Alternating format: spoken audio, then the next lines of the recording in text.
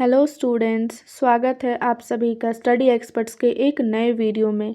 तो आज हम क्लास 10th साइंस में फिजिक्स का चैप्टर फर्स्ट जो कि है लाइट रिफ्लेक्शन एंड रिफ्रैक्शन को कंप्लीट करने की कोशिश करेंगे कम से कम टाइम में, और साथ ही डायग्राम्स को भी समझेंगे। सो गाइज, लास्ट ईयर अपने 10th बोर्ड से पहले मुझे भी सारे चैप्टर्स के क्विक रिविज़न करने थे, जिसके लिए मैंने नोट्स खुद बनाए थे और मुझे उन नोट्स से एग्ज़ाम से पहले काफ़ी हेल्प मिली थी क्विक रिवीजन करने में। तो मैं भी शेयर करना चाहूँगी कि कैसे मैंने शॉर्ट नोट्स बनाए थे, और अगर आपको ये नोट्स अच्छे लगे और कॉन्सेप्ट्स क्लियरली समझ में आए तो इस वीडियो को लाइक एंड चैनल को सब्सक्राइब ज़रूर करें। तो चलिए शुरू करते हैं। तो इस चैप्टर में मेनली हम दो टॉपिक्स के बारे में पढ़ेंगे। पहला है रिफ्लेक्शन ऑफ लाइट एंड दूसरा है रिफ्रैक्शन ऑफ लाइट। तो सबसे पहले हम पढ़ेंगे रिफ्लेक्शन ऑफ लाइट के बारे में, यानी कि जब लाइट किसी सरफेस से टकराकर वापस आती है। अब चाहे वो सरफेस स्मूथ हो या फिर रफ हो, स्मूथ यानी कि सॉफ्ट हो या फिर रफ हो, जब उससे टकराकर लाइट वापस उसी मीडियम में आ जाए तो उसे हम कहते हैं reflection of light. And refraction of light हम कहते हैं कि जब लाइट किसी एक मीडियम से दूसरे मीडियम में जाते वक्त बेंड हो जाए, यानी कि हल्का सा मुड़ जाए, तो उसे हम कहते हैं रिफ्रैक्शन ऑफ लाइट। हम एक एग्जांपल से समझ सकते हैं कि कांच के ग्लास में पानी भरकर जब हम उसमें एक पेन को डुबोएंगे तो हम देखेंगे कि हमने पेन को एकदम सीधा पानी में डाला है, पर पानी में जाने के बाद वो हल्का सा बेंड हो गया है, यानी कि मुड़ गया है, तो उसे ही कहते हैं रिफ्रैक्शन ऑफ लाइट। जो अगला टॉपिक है इस चैप्टर का वो है लॉज ऑफ रिफ्लेक्शन, जिसमें कि पहला लॉ है angle of incidence is equals to angle of reflection. ये जो है ये वाला रे, ये है हमारा एंगल ऑफ इंसिडेंस, सॉरी ये है हमारा इंसिडेंट रे एंड ये है हमारा रिफ्लेक्टेड रे, और ये है एक नॉर्मल। जब भी लाइट ये है हमारा सरफेस, जब भी लाइट किसी सरफेस पे इंसिडेंट करती है एंड वापस जब रिफ्लेक्ट कर जाती है तो उसके बीच ऑटोमेटिकली एक रे बन जाती है, जिसे हम कहते हैं नॉर्मल रे। तो इसी नॉर्मल रे के साथ इंसिडेंट रे जो एंगल बनाता है उसे हम कहते हैं एंगल ऑफ इंसिडेंस। एंड जब वही रे इंसिडेंट होने के बाद यहाँ से रिफ्लेक्ट कर जाए तो नॉर्मल के साथ रिफ्लेक्टेड रे जो एंगल बनाती है उसे हम कहते हैं एंगल ऑफ रिफ्लेक्शन। तो यही एंगल ऑफ इंसिडेंट जो होता है वो एंगल ऑफ रिफ्लेक्शन के बराबर होता है। सपोज कि एंगल अगर यहाँ का एंगल यानी कि जो एंगल ऑफ इंसिडेंस है वो 30 डिग्री है, तो एंगल ऑफ रिफ्लेक्शन भी इस लॉ के अकॉर्डिंग 30 डिग्री ही होगा। एंड जो सेकंड रे है वो है कि incident ray, reflected ray and normal all lie in the same plane, यानी कि जो इंसिडेंट रे है, जो रिफ्लेक्टेड रे है और ये जो नॉर्मल बना हुआ है, ये तीनों ही सेम प्लेन में लाई करते हैं। यानी कि ये रे जिस बराबर आया होगा ये नॉर्मल भी वहीं पे होगा एंड जो रिफ्लेक्टेड रे है वो भी उसी प्लेन में होगा। ये आगे पीछे नहीं होंगे, ये सब एक ही प्लेन में होंगे। जो नेक्स्ट टॉपिक है इस चैप्टर का वो है टाइप्स ऑफ मिरर। तो मिरर जो है वो यूजुअली हमारे दो तरह के होते हैं, एक होता है प्लेन मिरर एंड दूसरा होता है स्फेरिकल मिरर। प्लेन मिरर हम उसे कहते हैं जैसे कि जिस पे इंसिडेंट रे जब आए एंड वो रिफ्लेक्ट करे तो वो एकदम रेगुलर वे में करे। ऐसा नहीं कि अगर इंसिडेंट रे यहाँ पे आया तो रिफ्लेक्टेड रे जो है वो इधर आ गया, कभी इधर चला गया, कभी वापस उसी डायरेक्शन में चला गया।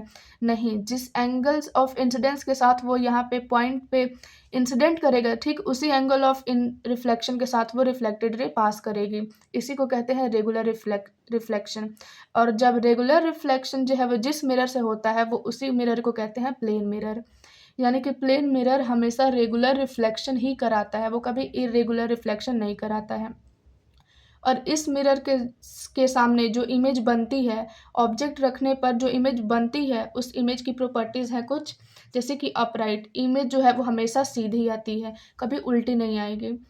इमेज जो है वो हमेशा सीधा होता है। और वर्चुअल यानी कि ये जो नॉर्मल बना है ना, हमेशा इसके ऊपर ही ऑब्जेक्ट बनेगा। सपोज़ कि यहाँ पे ऑब्जेक्ट रखा हुआ है एंड रे गई वापस जब रिफ्लेक्ट की तो उस ऑब्जेक्ट का जो इमेज है वो भी ये जो लाइन है हमेशा इसके ऊपर ही बनेगा। और अपराइट यानी कि एकदम ऊपर की डायरेक्शन में बनेगा, वो नीचे की तरफ यानी कि उल्टा नहीं बनेगा। सेम साइज यानी कि ऑब्जेक्ट, सपोज कि ये ऑब्जेक्ट है, ऑब्जेक्ट जितनी साइज का होगा उसका इमेज भी उतने ही साइज का बनेगा।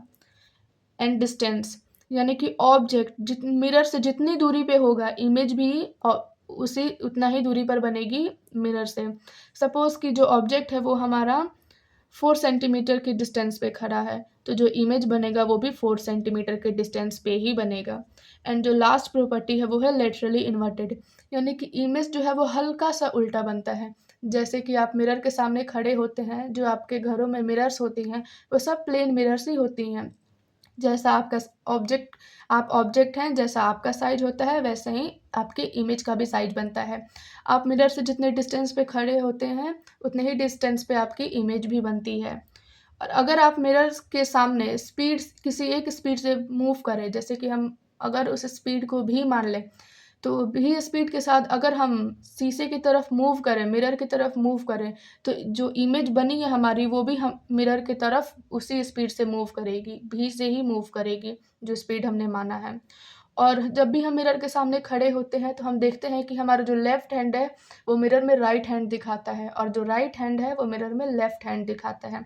तो इसी प्रॉपर्टी को कहते हैं लेटरल इन्वर्टेड, यानी कि हल्का सा उल्टा दिखाता है। आपका राइट मिरर में लेफ्ट दिखाएगा एंड आपका लेफ्ट मिरर में राइट दिखाएगा। अब जो दूसरी मिरर की टाइप होती है वो है स्फेरिकल मिरर, और स्फेरिकल मिरर भी फर्दर 2 तरह के मिरर्स में डिवाइड होती हैं। एक होता है कनकेव मिरर एंड एक होता है कन्वेक्स मिरर। कनकेव मिरर वो होता है जिसका ये जो सरफेस है वो आप देख रहे हैं हल्का गुफा की तरह है, यानी कि हल्का ऐसे है, ऐसे ये ऐसे गुफा की तरह है। तो जो स्फेरिकल मिरर ऐसे इनवर्ड की तरफ धंसा हुआ हो, अंदर की तरफ, उसे कहते हैं कनकेव मिरर। एंड जो मिरर बाहर की तरफ उभरा हुआ है, देख रहे हैं इसका सरफेस जो है वो बाहर की तरफ निकला हुआ है, और वही इसका सरफेस जो है वो अंदर की तरफ धंसा हुआ है। इसी को जब हम उल्टा कर दें तो ये जो हमारा सरफेस है वो बाहर की तरफ निकला हुआ है, तो ये हमारा है कन्वेक्स मिरर। तो स्फेरिकल मिरर जो है वो 2 तरह की होती हैं, कनकेव एंड कन्वेक्स। अब स्फेरिकल जो मिरर्स हैं इनमें भी कुछ पॉइंट्स होती हैं, जैसे कि सी है, एफ है, इन सब के फुल फॉर्म्स होते हैं, तो हमें इनके बारे में भी पढ़ना होता है। एग्ज़ाम में कई बार इनके डेफिनेशन भी पूछ लिए जाते हैं। तो सबसे पहले हम पढ़ेंगे प्रिंसिपल एक्सिस। ये दोनों मिरर्स की सेम होती हैं, बस साइन डिफरेंस होता है जो कि हम आगे पढ़ेंगे। डेफिनेशन दोनों के लिए सेम ही होगा। तो जो प्रिंसिपल एक्सिस एक ऐसी लाइन होती है जो सेंटर ऑफ कर्वेचर सी, यानी कि सेंटर ऑफ कर्वेचर से पोल, जो यहाँ पे पी है उसका मतलब है पोल, तो ऐसी लाइन जो सेंटर ऑफ कर्वेचर को पोल से जोड़ते हुए फिर आगे की तरफ पास कर जाए उसे कहते हैं प्रिंसिपल एक्सिस। ये जो प्रिंसिपल एक्सिस है वो रियल में लाइन नहीं करता है, हम इसे एक इमेजिनरी लाइन मानते हैं। जो हमारा नेक्स्ट पॉइंट है वो है सी यानी कि सेंटर ऑफ कर्वेचर। अब ये जो स्फेरिकल पार्ट है वो किसी ना किसी ऑब्जेक्ट से ही तो लिया गया होगा। सपोज कि ये उसका आधा पार्ट है, तो जिस ऑब्जेक्ट से इसे लिया गया होगा उसी स्फेरिकल पार्ट का जो सेंटर होता है उसे हम कहते हैं सेंटर ऑफ कर्वेचर, जो कि इस स्फेयर का सेंटर पॉइंट है। इसी सेंटर ऑफ कर्वेचर से पोल की जो दूरी होती है उसे हम कहते हैं आर, यानी कि रेडियस ऑफ कर्वेचर, जो कि इस स्फेरिकल ऑब्जेक्ट का रेडियस भी होता है। अब यहाँ पे पी जो है उसका मतलब है पोल, यानी कि ये जो स्फेरिकल मिरर है, जो कनकेव मिरर है, इसका जो सेंटर पॉइंट है उसी को पोल कहते हैं। अब सी और पी के बीच में एक एफ पॉइंट होता है जिसको हम कहते हैं फोकस पॉइंट। ये वही पॉइंट है जहाँ से रेज अगर मिरर पे इंसिडेंट करती हैं तो वो इसके पैरेलल, सपोज कि यहाँ से अगर रेज इंसिडेंट कर रही हैं तो फिर वो प्रिंसिपल एक्सिस के पैरेलल होते हुए रिफ्लेक्ट करती हैं, और अगर पैरेलल इंसिडेंट करती हैं तो फिर वो फोकस पॉइंट से होते हुए रिफ्लेक्ट करती हैं। और इसी फोकस पॉइंट से पोल की जो दूरी होती है उसे हम कहते हैं फोकल लेंथ। तो फोकल लेंथ जो है वो रेडियस का हाफ होता है। जैसे कि डायमीटर जो होता है वो रेडियस का 2 गुना होता है, रेडियस जो है वो डायमीटर का हाफ होता है, ठीक वैसे ही जो फोकल लेंथ है वो रेडियस का हाफ होता है कनकेव मिरर के लिए। तो हमने पढ़ा है साइन कन्वेंशन, जैसे कि ये हमारा जो है वो वाई एक्सिस होता है, ये हमारा एक्स एक्सिस होता है। इधर जो भी इस लाइन पे जो लाई करता है वो हमेशा पॉजिटिव होता है, इधर जो होता है वो नेगेटिव होता है। ठीक उसी तरह ये जो है हमारा कनकेव मिरर, उसका रेडियस ऑफ कर्वेचर या फिर जो भी पॉइंट्स हैं वो सब इस साइड लेफ्ट साइड लाई कर रही हैं।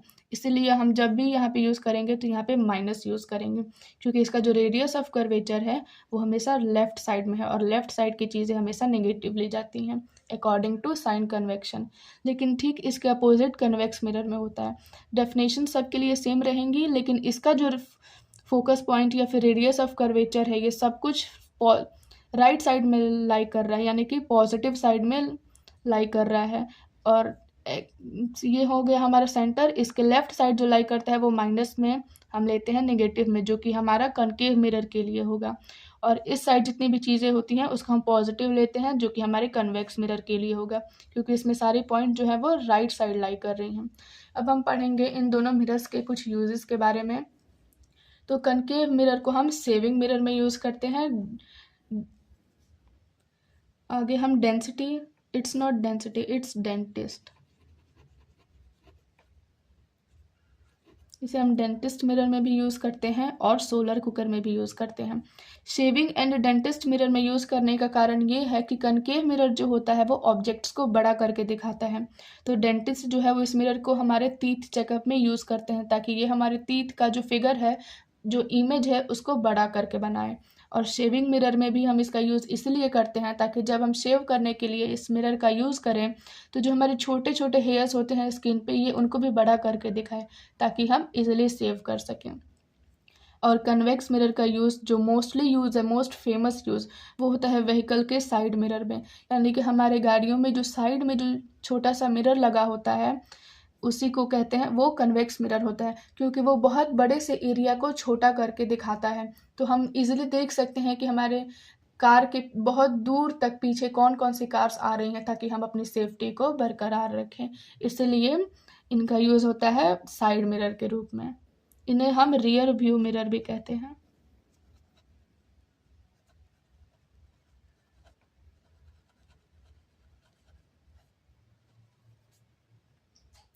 जो नेक्स्ट टॉपिक है हमारे चैप्टर का वो है मिरर फॉर्मूला, जो कि है 1/f is equals to 1/b plus 1/u। अगर हमें मिरर का फोकल लेंथ निकालना है, यहाँ पे f का मतलब है फोकल लेंथ,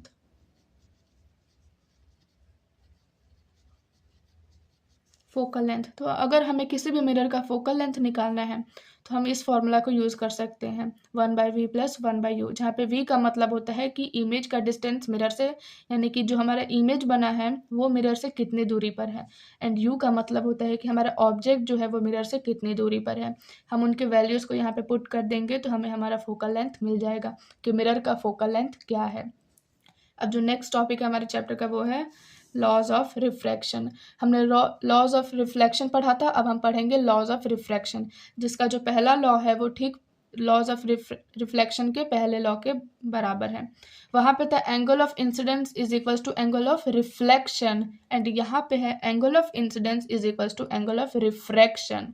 रिफ्रैक्शन यानी कि जब लाइट एक मीडियम से दूसरे मीडियम में ट्रेवल करे तो वो हल्का सा बेंट हो जाए जैसे ही वो दूसरे मीडियम में जाए, उसी को कहते हैं रिफ्रैक्शन। सपोज कि ये हमारा कोई फर्स्ट मीडियम है एंड ये हमारा सेकंड मीडियम है, लाइट यहाँ से ट्रेवल कर रही है एंड जैसे ही वो सेकंड मीडियम में इंटर करती है वो हल्का सा बेंड हो जाती है, जाना उसको इधर चाहिए था उसके रियल वे में, बट वो हल्का सा बेंड कर जाती है। तो ये हो गया हमारा एंगल ऑफ इंसिडेंस। यहाँ पे नॉर्मल का काम ये वाली लाइन करेगी, तो ये जो यही एंगल ऑफ इंसिडेंस है वो बराबर होगी एंगल ऑफ रिफ्रैक्शन, या रिफ्रैक्शन के, यानी कि अपने रियल वाले पाथ से लाइट कितना बेंड हुई है उसी को कहते हैं एंगल ऑफ रिफ्रैक्शन, जो कि ये दोनों आपस में इक्वल होंगे। एंड जो दूसरा लॉ है उसे हम स्नेल्स लॉ भी कहते हैं,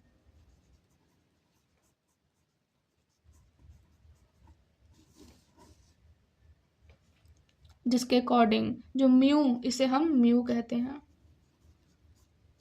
जो है वो sine of angle of incidence और sine of angle of refraction के रेशियो के बराबर होता है। जो म्यू है वो हमारा रिफ्रैक्टिव इंडेक्स है, जो कि ये बताता है कि मीडियम कितना डेंसर यानी कि घना है।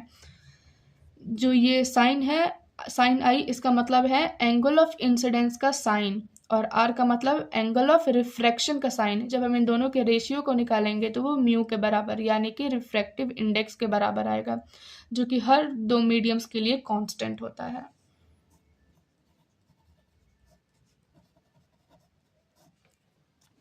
जो हमारा नेक्स्ट टॉपिक है इस चैप्टर का वो है लेंस। लेंस जो है वो मेरे किसी मिरर या फिर किसी भी स्फेरिकल पार्ट का या फिर किसी भी ऑब्जेक्ट का एक टुकड़ा होता है जो कि लाइट रेस को बेंड करने के लिए यूज़ होता है। जब भी हमें लाइट रेस को बेंड करना होता है तो हम लेंस का यूज़ करते हैं। लेंस भी फर्दर दो टाइप्स की होती हैं, एक है कनकेव लेंस, एक है कन्वेक्स लेंस। जैसे हमारे मिरर्स दो टाइप की थी वैसे ही हमारे लेंस भी दो टाइप्स की होती हैं। तो पहला है कनकेव लेंस, जिसको हम हिंदी में कहते हैं अवतल लेंस, एंड दूसरा है हमारा कन्वेक्स लेंस, जिसको हम हिंदी में कहते हैं उत्तल लेंस। जो हमारा कनकेव लेंस है वो बीच में पतला होता है और किनारों पर मोटा होता है। आप इस फिगर में देख सकते हैं कि ये जो किनारा है वहाँ पे ये मोटा है, बट इसके अकॉर्डिंग बीच में है जो वो काफ़ी पतला है। इसके अकॉर्डिंग यहाँ पे मोटा है, यहाँ पे पतला है। लेकिन वही कन्वेक्स लेंस में जो हमारा लेंस है वो बीच में मोटा होता है।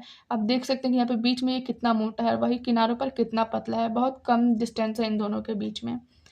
तो लेंस का डेफिनेशन यही है कि कनकेव लेंस यानी कि अवतल लेंस बीच में पतला और किनारों पर मोटा होता है, जिसका इस्तेमाल किया जाता है लाइट रेज को फैलाने के लिए। यानी कि जब लाइट रेज इस पे इंसिडेंट करती हैं तो इंसिडेंट करने के बाद वो फैल जाती हैं। और जो कन्वेक्स लेंस होता है वो बीच में मोटा और किनारों पर पतला होता है, जिसका इस यूज़ किया जाता है लाइट रेज को एक बिंदु पर इकट्ठा करने के लिए। यानी कि जब दूर से लाइट रेज यहाँ पर आएंगी तो वह एक पॉइंट पे इकट्ठा हो जाती हैं, इस फोकस पॉइंट पे इकट्ठा हो जाती हैं वो। और वही जब कनकेव लेंस पे आएंगी तो इंसिडेंट होने के बाद वो इकट्ठा होने की जगह और फैल जाती हैं, अलग अलग डायरेक्शंस में चली जाती हैं। सो गाइज हमने मिरर में पढ़ा था कि जो मिरर दोनों मिरर्स होती हैं उनका जो सेंटर पॉइंट होता है उसे हम पोल कहते हैं, बट लेंस में ये बिल्कुल डिफरेंट है। बाकी सारे पॉइंट्स की जो डेफिनेशन है वो बिल्कुल सेम ही होंगी, बट जो लेंस में दोनों लेंसेज में जो सेंटर पॉइंट होता है उसे हम कहते हैं ऑप्टिकल सेंटर।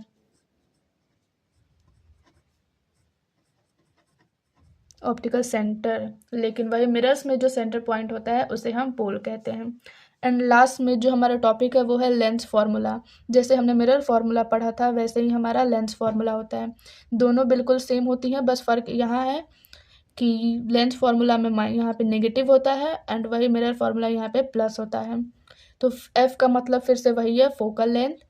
और हाँ, दोनों मिरर्स में जो फोकल लेंथ होती है यानी कि जो फोकल लेंथ होता है वो एक ही होता है, फोकस पॉइंट। एंड जो दोनों लेंसेज में जो फोकस पॉइंट होते हैं वो दो होती हैं, एक इस साइड और एक इस साइड, और ये दोनों लेंसेज में होती हैं। बट मिरर में सिर्फ एक ही फोकस पॉइंट होता है। तो लेंस फार्मूला है हमारा 1/f is equals to 1/b minus 1/u। v जो है वो हमारा इमेज का डिस्टेंस होगा लेंस से, एंड u जो है वो हमारा ऑब्जेक्ट का डिस्टेंस होगा लेंस से।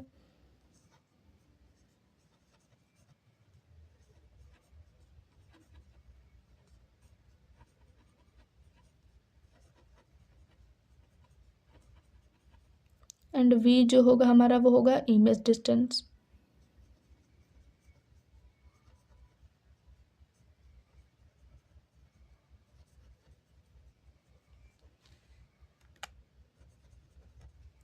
एंड f जो होगा वो हमारा होगा फोकल लेंथ। तो अगर हमें लेंस का फोकल लेंथ निकालना होगा तो हम 1/v यानी कि इमेज डिस्टेंस को 1/, नीचे रख के उसको हम ऑब्जेक्ट डिस्टेंस नीचे रख के 1/u से माइनस कर देंगे, तो हमारा लेंस का जो है वो फोकल लेंथ आ जाएगा। सो गाइज मैंने अपनी पूरी कोशिश की है ताकि कि मैं इस चैप्टर को आपको अच्छे तरीके से अच्छे कॉन्सेप्ट के साथ बहुत ही कम समय में आप सभी को समझा सकूं।